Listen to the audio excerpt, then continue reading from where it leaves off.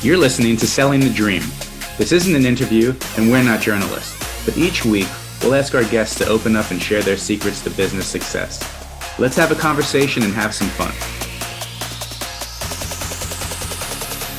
Welcome, everybody, to Selling the Dream.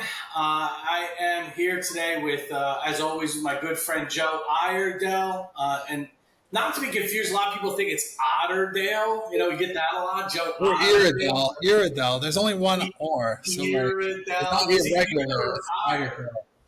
Yes. Iredell? Iredell.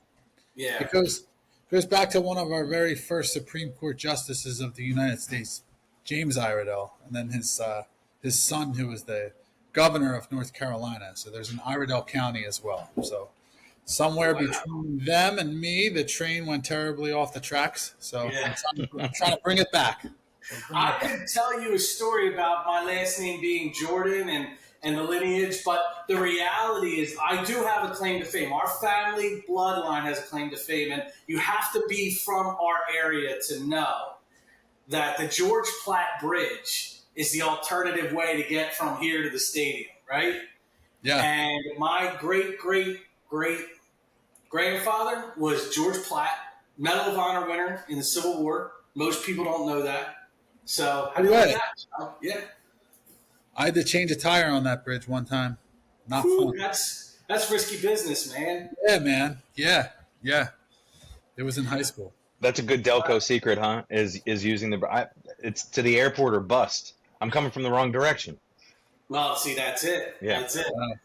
Coming the back way. Anyway, joining us today, someone who was referred to us by our good friend, Jay Duran, Culture Matters Podcast. Shout out to Jay, who was awesome enough to introduce us to Alex Rawdin. Alex is the Business Development Officer, carries a badge, Westcott Financial Advisory Group. Alex, first of all, thank you so much for joining us today. Really looking forward to our conversation, and really looking forward to just kind of talking about sales, talking about leadership, talking about entrepreneurship, all the fun stuff that we get into here on the podcast. I love it, man. Ken, good to see you in the flesh, or virtual flesh, as it were. Ken and I were introduced by Jay, as Ken mentioned, and Joe I just met about 48 seconds ago, and I'm already in love. So really, really good to meet you both, or to see one, to meet the other. And just on the last name front, so my last name is Rawdin, and you did it. You nailed it, Ken. Okay. No. But like we were talking about Joe's last name, which is the name of a county and the name of. I don't have any of that, prowess behind mine. But what I do have is the ability to say it's like raw dinner minus the ner, and every single time people get it. If I don't do that, I get Radwin, I get Rodin, I get rodent, I get. This is my cross to bear. I will never. Joe, forget I feel your pain, man. I will never forget that. That's raw dinner. That's actually pretty good. All right, let's close it up. We're good. We're done. Kind of gross. If you got something better, I'm all ears, man. So was your Nick? Did everybody call you the raw dog in college, or what? Now what? That's a slam dunk. What do you think? What do you think? I would think so, right? It's pervasive. It continues to this day. There we go. All right. See? I love it, man. It's not on my LinkedIn, but I guess it's out there now. There we go. As always, before we get into, I'm going to ask you to share a little background on your professional career and your journey. But before we get into that, one of the games we love to play is Two Truths and a Lie. And we started this game, if you remember, we had a guest on who was a professional lie detector. She was a behavioral. What was her title? Remember, Joe? She was some sort of behavioral scientist. Yes. So she tried to tell if Joe was lying about stuff, right? And we thought it was hilarious. And I don't think she got. I don't think she did. Got it all right either. She did not. So we're like, all the right, Falcon had become the Falconeer at that point. Right. So we figured, let's turn it around. Let's have a little fun. So we ask our guests to give us 3 facts. 2 of them are true. 1 of them is a lie. And by the time we're done, Joe, the new human lie detector, is going to try and figure out which one is the lie. and which two are the truths, obviously. So I'm also not that good at it either. I'm just going to throw this out. His track record sucks. I think I'm like 33%, which would make sense. As far as a batting average, that ain't bad, Joe. Yeah. All right, Alex, give us 3 facts. All right. So, number one, won a pizza eating contest once. It was a whole pie, first to finish wins. Attended Ryan Howard, yes, the Ryan Howard's wedding. And once played music. I used to be a musician, maybe still a little bit. Once played music in front of somewhere between 400 and 500 people. That was my biggest audience. In front of 400 or 500 people. Something like that. Little play on. We'll talk about that. It's squishy, you know? The devil's in the details, you know? And then they come back, they're like, no, it was actually 399. I was just going to say it was 397. That was 397. Yeah. See? All right, let's not ruin it, because then no one stays to the end if we give it away now. Got to keep them engaged until the very end. All right, Alex, why don't you tell us a little bit about yourself? Give us a little bit about your background and how you ended up in financial services. Yeah, man. First, again, just really good to be with you guys. Thanks for having me on the pod. I have a little bit of a zigzag journey, and I'll give you the cliff notes. But I grew up in the area. I'm from Cheltenham, famed town from both Reggie Jackson and Lil Dicky. Just to that's dropping left and right here. That is our two, the either side of the continuum claim to fame. Went to undergrad in Syracuse at Syracuse University, and then went to New York City to live and work and play for a while. And I studied entrepreneurship in undergrad, and that was kind of my way of saying I don't want to pick a specific business area. Let me just kind of study it all. And I got a great exposure to marketing and to create. There's literally a creativity class, which was super cool. Accounting, finance, et cetera, et cetera. So got an idea of the business world that I knew I kind of wanted to get into. And, just in the background, my dad founded this business. So I'll get to that point in a minute, but founded this business, and I was wearing a little suit jacket and carrying on a briefcase when I was a kid. So I knew I wanted to do something in this space. But along the way, I discovered music. So in college, I was playing in bands, I was playing solo, and when I moved to New York City, I moved to take a job at a music agency. So we were representing artists. And I continued to play music while I was there. I worked at the agency, started as an intern, worked my way up to senior agent. And after a little while, decided I wanted to move into the tech side of the music world. And after a couple of zigzags, I ended up at Pandora Radio. And working on sales and revenue operations and kind of, the amalgamation of those things, and learned a ton while I was there. Not the least of which is how to be within a really, burgeoning but established, somehow those two things are related, corporate culture. It's very cool, but there's also the nature of it being a many thousand person organization. And I decided to move home to Philly after I got married. And when I moved home to Philly, I stayed with Pandora for about a year, but it was always in the back of my mind.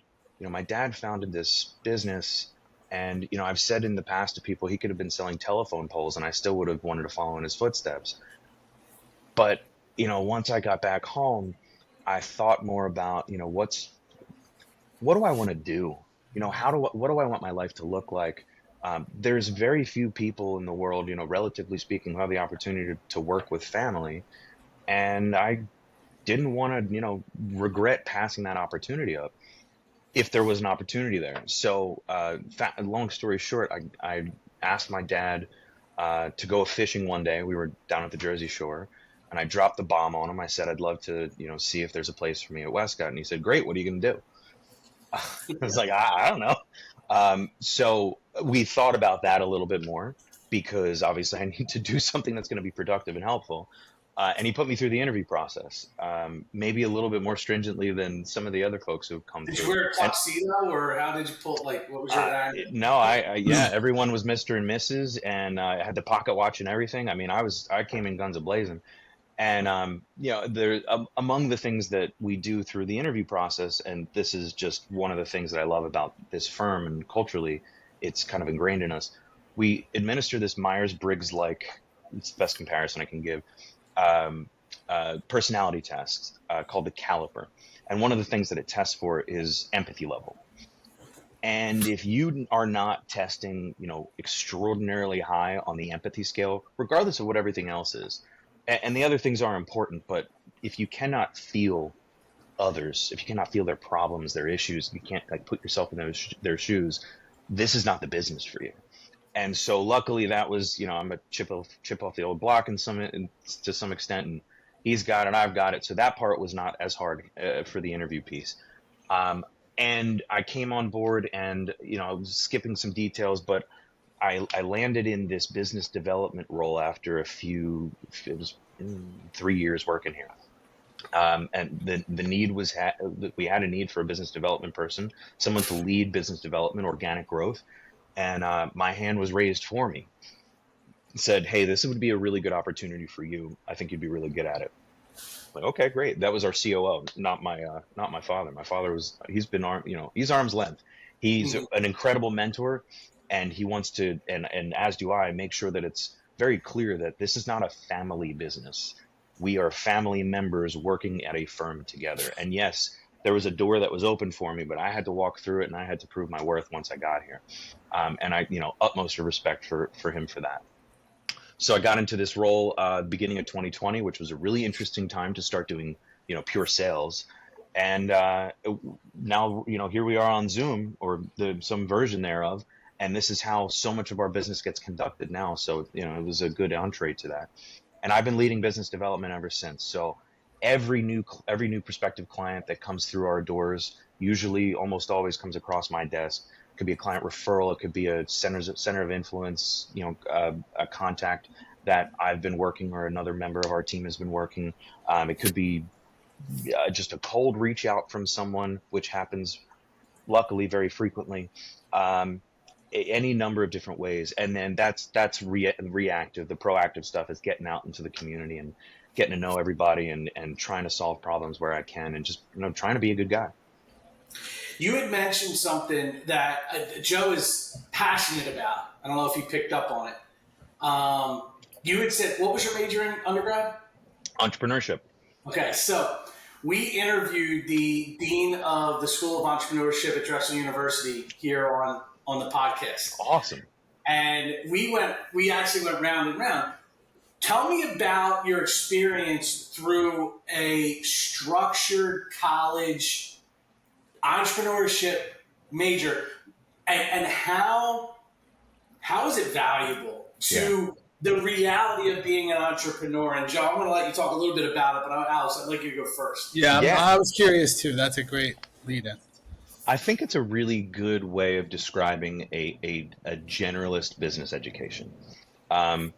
And the entrepreneurial element of it, I mean, how do you teach that, right? Like I mentioned, there was a class that we had on creativity. There were a couple of other kind of elective style classes that tried to poke at that right brain stuff. But ultimately, business education, certainly undergrad, is going to include some of the big things that I mentioned, like accounting and finance and marketing. And so the attempt is to try to tie it all together. And one of the things that I really liked about the program was in tying it together, they really tried to spark it for you, right? Like, what is it that turns you on? This is a framework. This is a shell into which you can inject your passion and ideas. And that's a really helpful education to have, but there's something that's got to be within. There's like a capstone at the end of your program where you come up with a business plan, you pitch it. It's a big old competition. And so that's like a more formal way of kind of giving some runway for aspiring entrepreneurs, or at least aspiring business leaders, to do something with that. The way that I looked at it was a little less like, I have a business idea, I want to start it. It was more that I was interested in finance, and I was interested in marketing, and And this was a really good way to get exposure to all of it. And so that's the path that I took. But Joe, let's kick it over to you, man. I'd love to hear your thoughts on it. That's actually a pretty succinct way to put it. And my whole, not theory, but like contention with entrepreneurial programs as a structured way is like, I asked the dean, I said, so how does someone get accepted? Do they fail every single class years and years and years, and then they finally pass one? And they're like, all right, cool, we want you. That adds up, yeah. Yeah, that's basically how I would envision training to be an entrepreneur would be. But like, I guess in the framework of understanding the vehicle or how everything kind of ties together and moving towards your vision or your goal of what you want to make money, like to do or grow or whatever. That makes a lot more sense. But like, I've come to grips with the fact that like these in universities that have entrepreneurial programs, it's the same as having like getting a degree in art.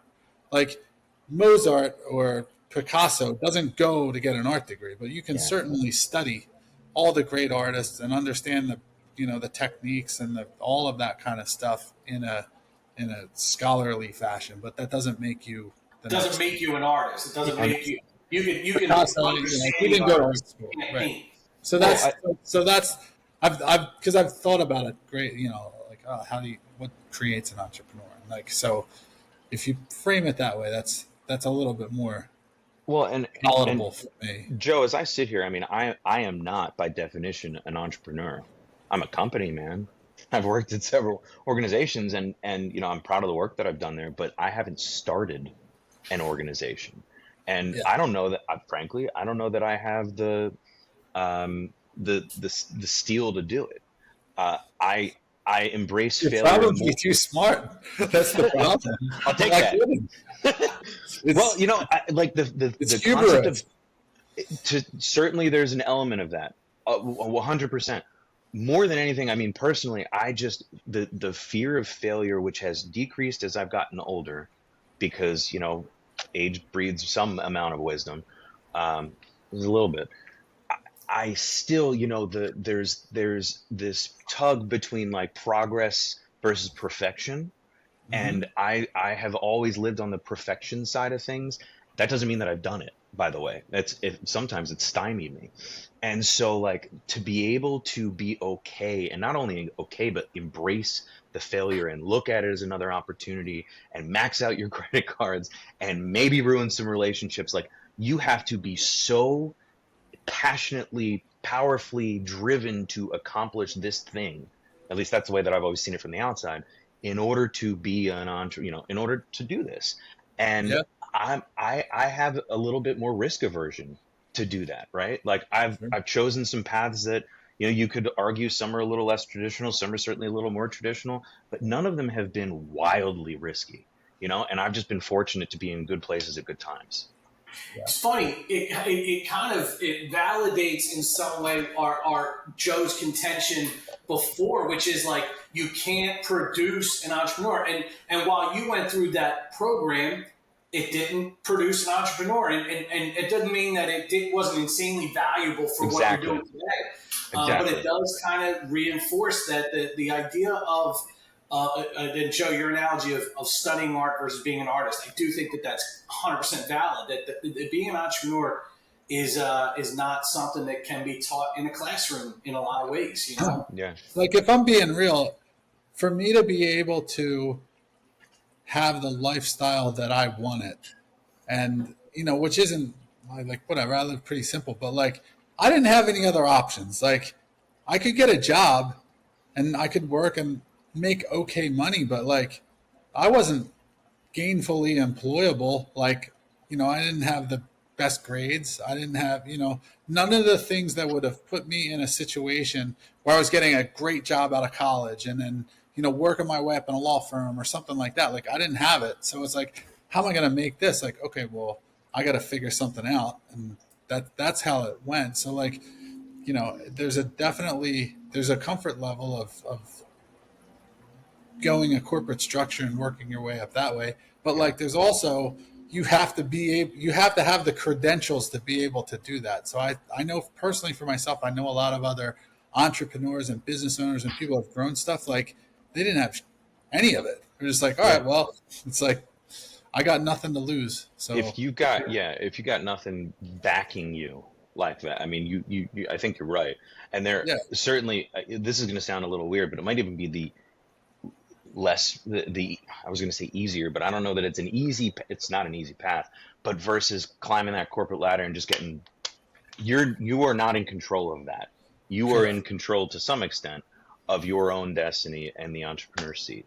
Now, just a little bit of pushback, because I do know a fair amount of people. Now, they went to college, they did okay, nothing super impressive, but they had some bit of credential behind them, and they convinced somebody to give them a shot, and they started at the bottom. And I'm thinking about one friend of mine in particular who, and he went to college, he did fine, really smart guy, and he got into to real estate, and he just didn't even climb the ladder, he rocketed it up it, and it was because he's charismatic, he's a great salesperson, he's like a savant when it comes to this area of the real estate market. I mean, he knows it so well, and some of that is practice, and some of that is just innate instinct. But it's like anybody's story could be different based on any number of different factors. Sure. And one of the things that I've been kind of reflecting on the last few months, I guess, is just the way that your life kind of can come together. And there are, you don't want to live with regret, right? But how do you not? There are things that I look back on, and if I had taken a left turn, maybe things would look a little bit different. But two things you can't control. You can't control yesterday. You can't control tomorrow. It's that already happened. This hasn't happened yet. So here I am driving forward, and I'm enjoying the ride. I think that there's also, to that point, like, I think that there's not enough kind of credit given to just straight luck sometimes. Yeah. Because, like, I heard somebody say it recently. They're like, I've made 10,000 left turns and 10,000 right turns in my life. It's like, and if I didn't make that one right turn that one time, I wouldn't be where I am right now. So, So there's a lot that goes along with that. But then also, you have to be ready to jump when you have the opportunities, and you have to basically just, like, we say cut the parachute, or like whatever, like, and do it. So I think that having a skill set and being trained and knowing that you can rely on what you've learned and so forth, it makes that transition a lot easier to go out. But then it also makes it a lot more scary, because the more that you know, the more scared you get, because there's more things that, like, you're not just some blissful idiot that's like, all right, well, I'm going to start a business tomorrow. Let's see how that goes. So, like, it's such a give and take, but yeah. There's a lot to be said about being a blissful idiot, man. And especially being in the seat that I am, not to put too much focus on it, but, like, I'm the son of the founder.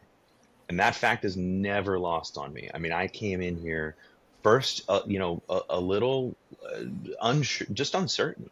Like, what does that mean? How do I prove myself? And am I lacking in my confidence because I'm not sure if I'm supposed to do it the way Dad does it or not, And, that's all kind of resolved out over time and experience. But that imposter syndrome voice, and I know I'm not alone in this, it's always there. I mean, the volume goes down as you kind of train yourself, or, whatever your mental health practices are that get you into a better spot. But it's always there. And I just, I'm doing it less frequently and less loudly than I used to. But I still, every once in a while, I'm turning around and be like, shut the fuck up. Like, I'm good. And that is, like, one of these universal truths, that it doesn't matter who your parents are. It doesn't matter what career path you chose. It doesn't matter. Everyone has it. It's like a great equalizer, among others, that you just, you at some point you have to start trusting your gut, and that you're in whatever seat you're in, not only because of whatever other factors you think might be contributing to it, but because you are you, and you have your own set of skills, and you bring value. And if you I'm believe actually, I'm glad you touched on that because I'm really curious because I can imagine that you coming in with your dad as the founder, that can go one of two ways. yeah, And so tell me about that, reception of the employees, were there power struggles, or there people who are, yeah. like not, and you don't have to dish on, like whatever. No, no, Nobody no. listens to this podcast Well, anyways. If you want to give the dirt, give the dirt. But well, was hopefully that this well is received? And yeah. how did you navigate that? Because I feel like It's gotta be I don't know if I could do that. Like that'd be such huge shoes to fill, and there'd be so much on me to I'd either want to knock everybody out or not do it. Here's where the blissful idiot syndrome comes in, being fairly advantageous. I don't know if it was emotional immaturity or just like kind of willful blindness. I came in not really appreciating whether or not or how big of a deal that could be.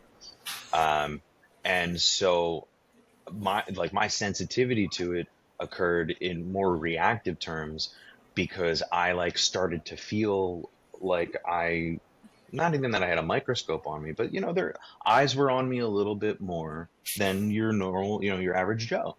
And I mean, to everybody else's credit, and I do mean this not just because this is going to be publicly facing, but everybody embraced it. I think a lot of that had to do with the fact that longtime employees, they all trust my father. We've got people here who have been here almost since the founding of the business, which is almost 40 years ago. And then folks who have 10, 15, 20, 25, 30, 35 years of tenure. So people come here to work here and stay here. And so, that doesn't happen by accident. So if your founder is saying, hey, why this is a decision that a number of us, a fair plurality of us made, we think it's the right move for the business, and we put him through the process as it stands, and as all of you went through, and we still believe it's a good idea. Let him prove his worth, but give maybe a little bit of the benefit of the doubt. And so I paralyzed myself at the beginning. Not paralyzed. I was my own kind of hurdle at the beginning, by not getting out of my own way and out of my own head. Out of my own head. I've seen, Joe, to your point, financial services, it is not unusual for a father and a son to work together. This happens a lot.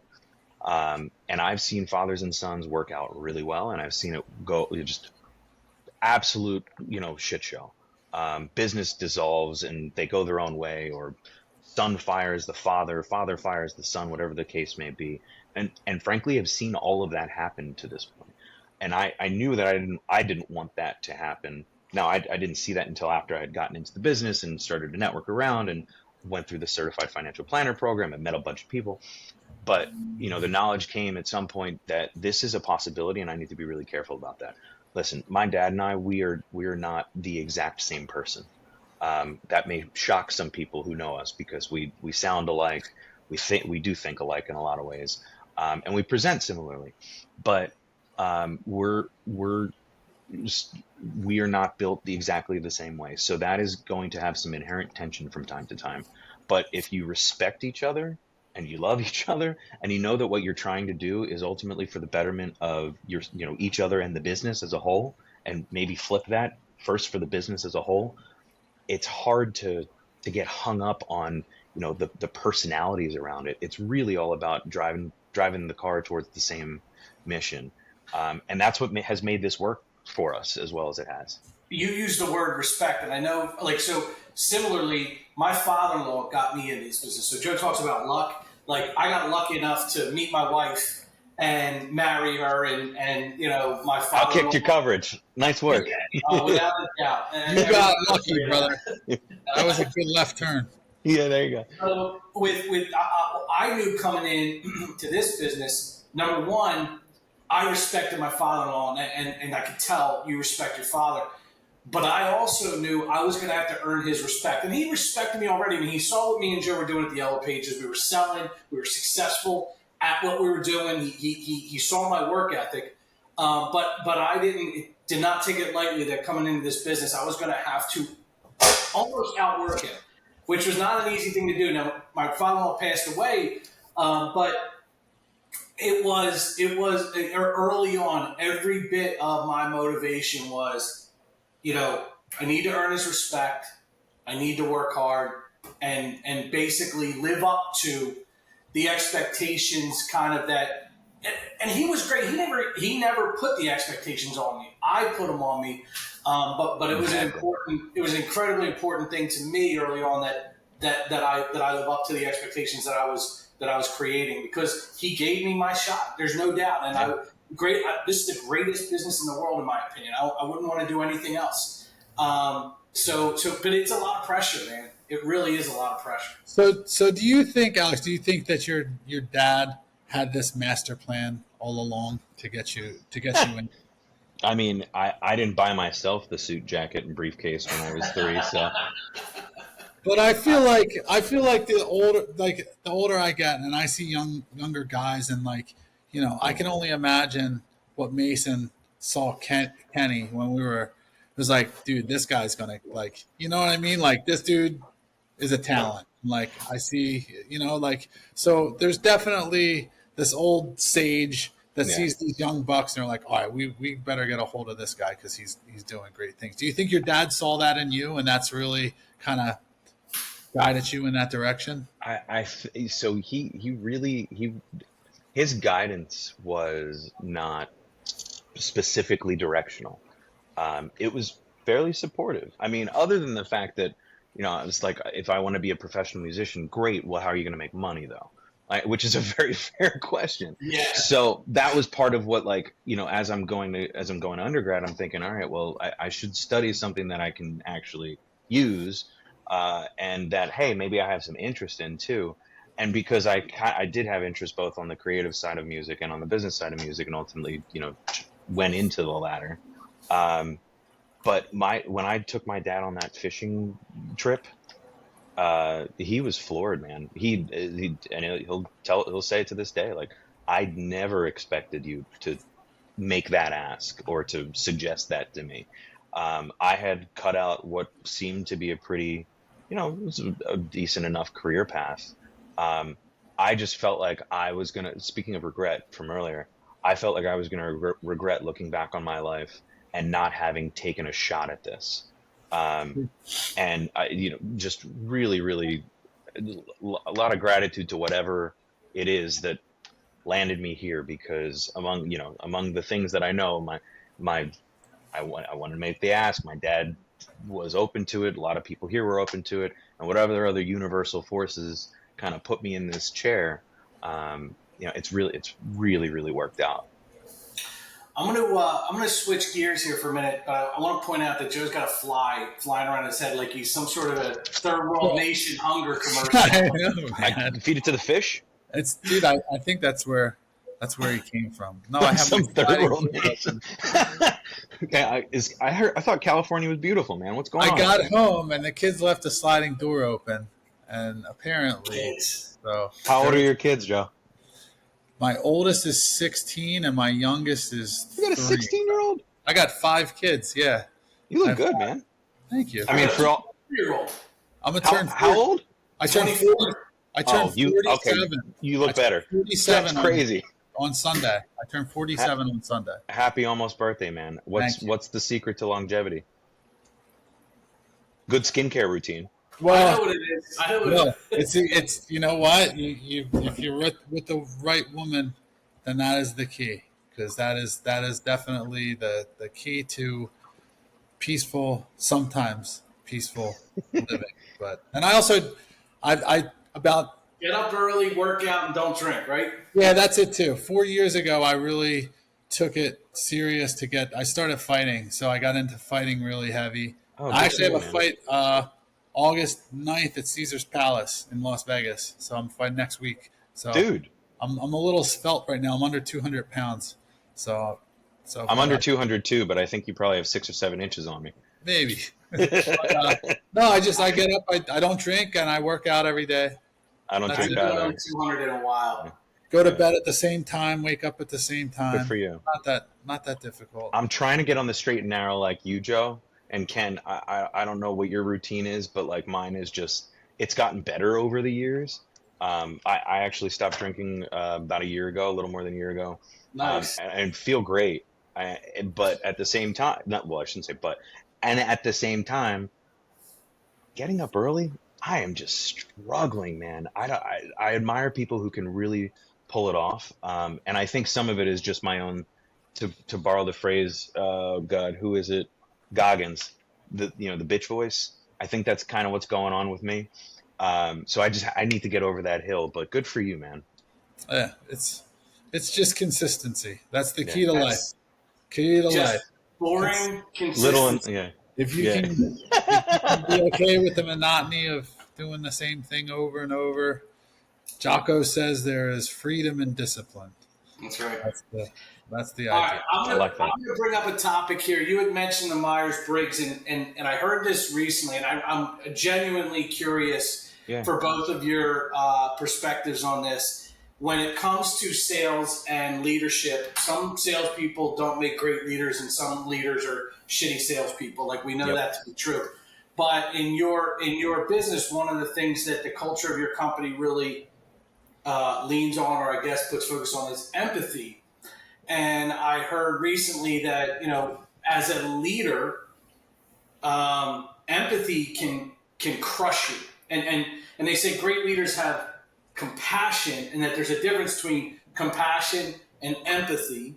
Empathy is internalizing, feeling, experiencing in some way the pain of another person, whereas compassion is the willingness to make hard decisions, knowing it's what's best.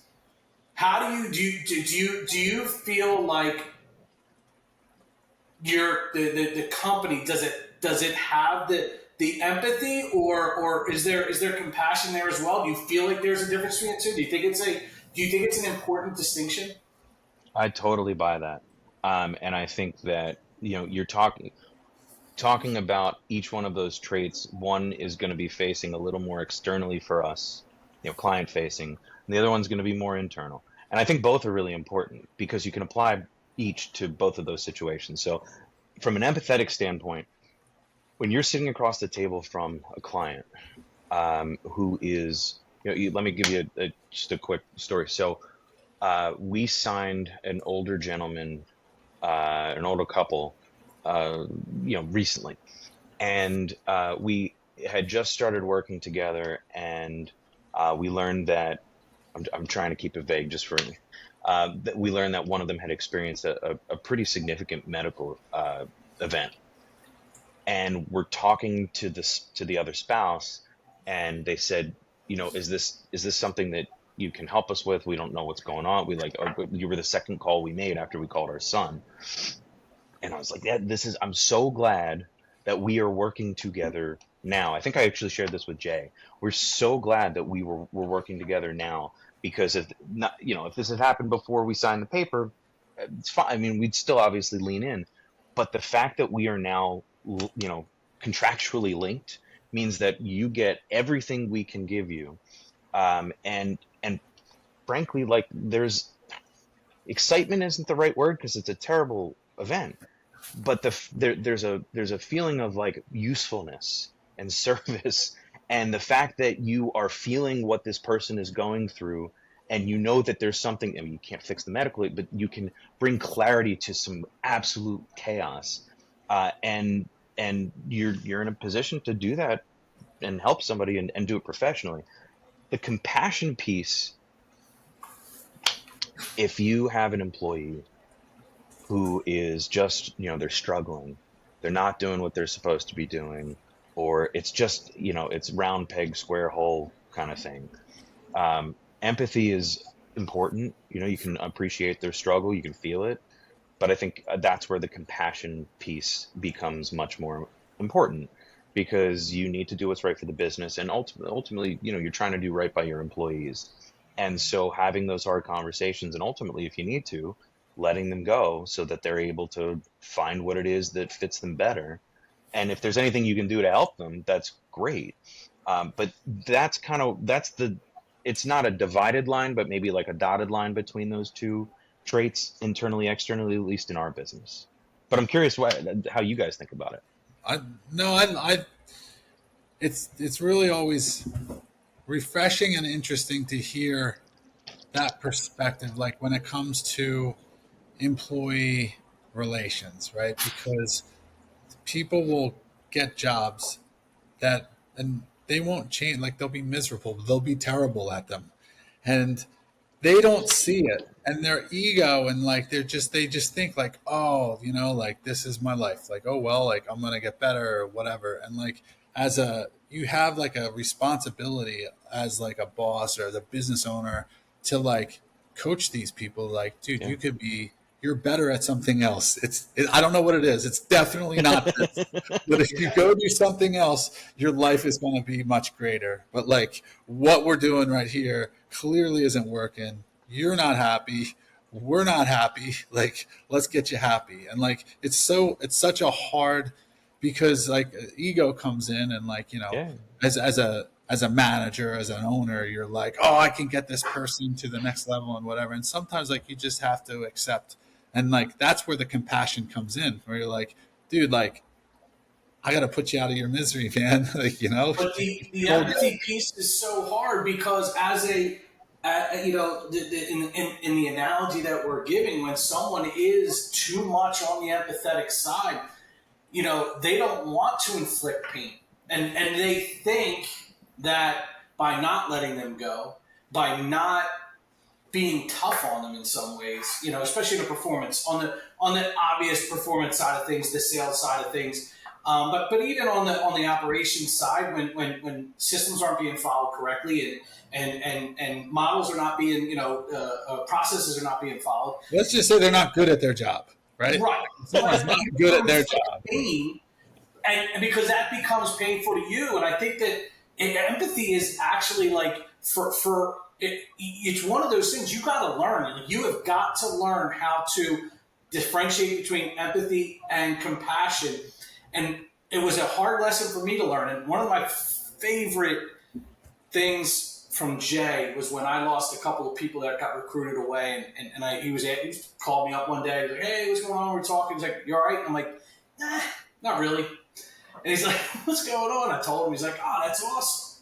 I'm like, what the hell do you mean that's awesome? But like, that was his compassion. Like, he knew I was hurting, but his compassion was like, hey, man, this is going to work out for you. You know what I mean? And this is a good thing that this happened. And there's going to be other opportunities that come along from this, and you're going to learn from this and all this other stuff. And I think that is a skill. That is an absolute skill to be able to kind of pull that out. And I think that's the compassion side of things versus the empathetic side of things. I totally buy that. And just to your point earlier, Ken, about like, salespeople not necessarily being good leaders, leaders not necessarily being good salespeople. I think that if you start at a baseline where you say, I want people who are empathetic, because our core business, regardless of what role you have, our core business is being able to put yourself in the shoes of your clients and feel what they're feeling, and let that drive your behavior and your ability to try and solve their problems and help them achieve their goals. Great. Now we need to figure out who among those, in our case, 50 employees are those that are just better suited to be leaders, better suited to be individual contributors. And some of that might have to do with compassion versus empathy. Some of that might have to do with skill set or education or experience or whatever it is. But I think I guess the little bit that I'm pushing back on is the broad brush, because I think about empathy, at least in our context, as being a fundamentally important trait, because I don't know how you teach it. I mean, maybe you can develop it a bit, but to some extent you got it or you don't got it. There's a binary there. But like the thing with empathy too, though, and like in its true definition, is essentially like feeling what someone else is feeling in the moment, right? So you could use that for nefarious objectives, right? So like sociopaths are incredibly empathetic. Like that's their whole game. It's like, I can get in your head because I know exactly how you're feeling. I know what buttons to push. I know that if I say XYZ, you're going to react this way. And like I say they. I'm not one, but like I'm assuming you can like we are as a community of it. If you're highly empathetic, you can literally no. If you're highly empathetic, you can like crawl into someone else's mind, and then you can deconstruct and your conversation and how you guide them and get them to see things your way, and ultimately like that starts from a first seek to understand before you're understood situation. So yeah, great salespeople, great leaders have and sociopaths for that matter have very, very high levels of empathy because they, in layman's terms, they figure out what makes people tick.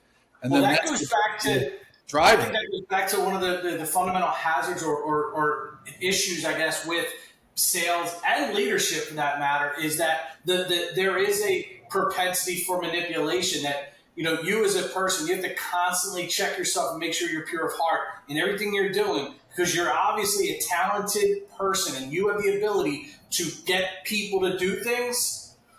So that's where the compassion comes in, because you can be empathetic and you can understand how to guide someone to a decision, but then ultimately your compassion is, do I want to leave this person in a better place than when I found them? And like that is where compassion meets empathy, because you can be empathetic and you can screw everybody over because you've empathized with their situation and then you've got them to do what you want, even though it's not for their best interest. But if you're compassionate, you can figure out what makes them tick, and then you can put them in a better place because you're compassionate and you care about them as a person. I agree with both of you. I think that if I was to distill this down a little bit, I think about it in relation to a moral compass. And are you, what's the next right thing to do? And are you the type of person, even when it's hard, nobody does it all the time, but are you the type of person who, generally speaking, is going to try to do the next right thing? And if you are, and you pair that with your ability to feel what others are feeling, and you pair that with your other ability to appreciate that they might be feeling something, but this is the message that they need to hear, and it's hard, but again, the next right thing to do. Now you got yourself the ingredients of you got a really good person, but you got a really good individual contributor, you got a really good leader, you got a really good, the list goes on. And those are all things that I can speak from my own experience that they've developed over time. I mean, I can't tell you, the number of times where especially when I was younger, and I knew the right thing to do, and I, just turned right. Well, I'm going left, and I don't think that younger, disobedience or kind of sticking your finger in the eye of authority is unusual, but you kind of have to get scraped up a little bit in order to appreciate why you should have turned right. And it comes with, I think, with age and experience, and that breeds a little bit of wisdom. And I guess what I'm floating around here is that as I'm sitting here, and I hope that this continues for me on daily basis for the rest of my life, that I feel just a little bit better every day. I feel like I'm getting a little bit better every day because of the things that I've been doing to this point, which include like, there's mental health stuff, right? There's meditation, there's your therapist, there's your community, there's the health of your marriage and the relationship with your kids and all that. But just kind of checking in with yourself and making sure, like, it's just what you said, Ken. Are you pure of heart? Like, is this if you're doing the right thing or not? I mean, everybody kind of knows. Whether or not they listen to themselves is a completely different story. All right, listen, this is awesome. I want to keep going. However, I do have 2 truths and a lie to get to, and that they're always fun. So let's jump into our 2 truths and a lie. Let's see how good Joe is. Joe, number 1 was Alex won a pizza eating contest. 1 pie, 1 pizza, 1 whole pizza. Finish it first and you win. He was at or in Ryan Howard's wedding. I want to say he was at. He said at Ryan Howard's wedding, and played in front of 400 to 500 people. 397. Joe, what's the lie? So let me see here. I'm I want thinking. your listeners to know that I'm stone-faced right now. There is absolutely nothing coming off of me. Okay, Stop. man. I think I have an idea, but I'll. Let's see. So, if I were to guess, so here's what threw me off. When he said, after he said pizza eating contest, he did the tell, which it was very quick sequence between like pizza eating contest and then Ryan Howard's wedding, right? So like it was hard if the tell was because he just told a lie or was about to tell a lie. So like it's definitely between those two. I So, agree. So far we're on the same page. all right. So I'm gonna say that you were 12 years ago in Hawaii. Hold on. Don't confirm until I get my shot to guess. Stone-faced. Okay. So I'm gonna say that the pizza eating is the lie. I'm going to agree. But here's what I'm going to say. I'm going to say the 400 to 500 people that he played in front of was at Ryan Howard's wedding. I'm going to say he played Ryan Howard's wedding, which is how he got in front of 400 to 500 people, and that the pizza eating was a lie. However, I think he attempted a pizza eating contest and lost. That's my prediction. That is very good. All right, are we good? Can I? Okay. Yeah, we're good. I don't want to. Yeah. First of all, your powers of deduction are incredibly. You got prowess there, gentlemen, and maybe that's another offshoot of this pod. I'm empathetic. I thought psychopath was the term we were going with. Sociopath. Pardon me. You'll hook me up with the group Slight after but the. important difference. It's like peeing in the pool versus peeing into the pool. Joe, you've given me a couple that are going in the back pocket. All right.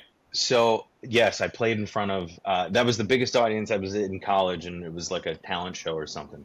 And it was all Greek life. It was a whole ton of fun. Guitar. I'm a little Jewish guy from the suburbs. Like, I play guitar and sing and listen to Dave Matthews. Like, that was my shtick. And it was my way to, like, engage with the opposite sex because I had no game. This was my game. Guitar's good. Guitar's a good game. It's better than drums. You can take it wherever you go. Yes. So it's actually something that someone told me when I was like, I kind of want to play an instrument. They're like, don't choose drums, and here's why.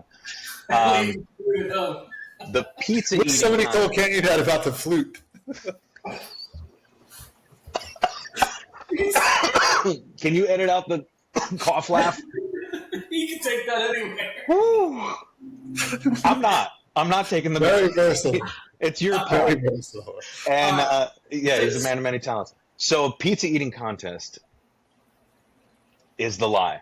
My brother did it, and he won. Oh, there it is. And Ken, There's always a little bit of truth to the lie. you were on it. You were on it. A lie. And I'm talking to two Delco dudes, and we already talked about the Platte Bridge. Like, clearly, I had to bring Philly sports into it. So when I was working for a music agency, we booked the talent for Ryan Howard's wedding, and part of the package included bringing the band and the representation and the whatever. So we ended up in Hawaii at his wedding. It was just such an incredible experience, so like surreal and out of body. And it's not like we were helping to put it on to a degree. But he could not have been more gracious and invited us to come to the after party, and we hung out with a bunch of legendary Phillies, and drank the night away. And it was just like, what an incredible memory that is. So. That's awesome. Yeah, it was cool. You think Schwarber's going to break his record?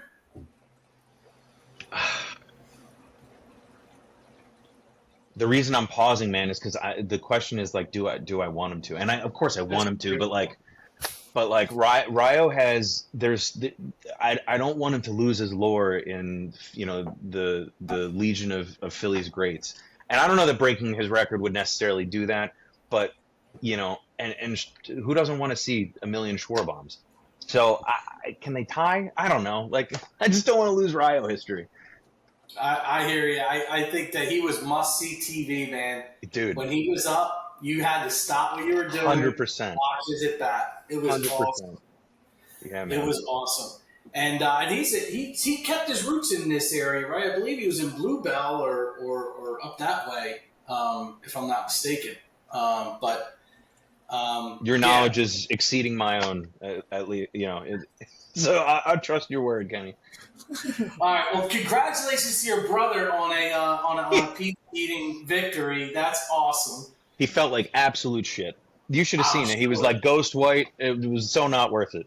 Wait, those guys are athletes. The competitive eaters, dude, they're athletes, bro. What pizza place? Yeah, well, you got to move your jaw that much. It was somewhere in like Glenside, or I don't remember which one, Jenkintown, something like that. But it was not like a particular. So it wasn't really like good pizza either. I think it was like fine pizza. It was just a pizza. It wasn't like Thunderbird, Yeah.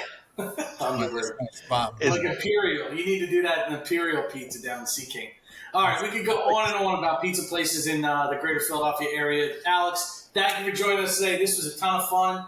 I really enjoyed it. I hope we'll have you on again. I really think that there were, 3 or 4 other topics that we didn't even get to that I'd love to, explore in another conversation. So hopefully you'll come back. Sign me up, man. It's so good to be with you guys. Ton of fun on my side, too. And I really appreciate you having me on.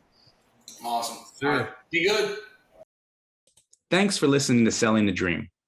We know you don't want to miss a single episode, so go subscribe today wherever you get your podcasts. And then make sure to share the show with your friends and leave us a review.